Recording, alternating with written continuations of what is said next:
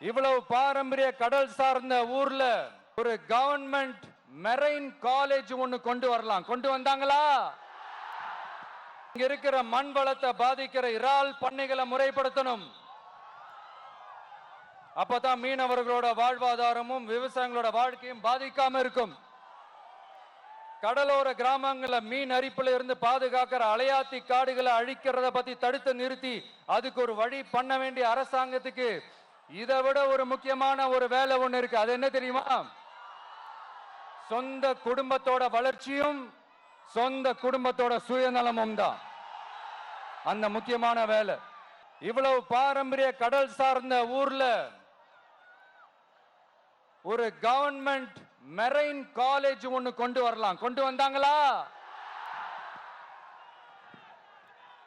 மீன் சம்பந்தமான எந்த தொழிற்சாலையும் அமைக்கல. அமைச்சாங்களா? அட்லீஸ்ட் நிறைய பேருக்கு வேலை வாய்ப்பு கிடைக்கிற மாதிரி தொழில் வளர்த்தியாவது பெருக்கலாம். அதையாவது செஞ்சாங்களா?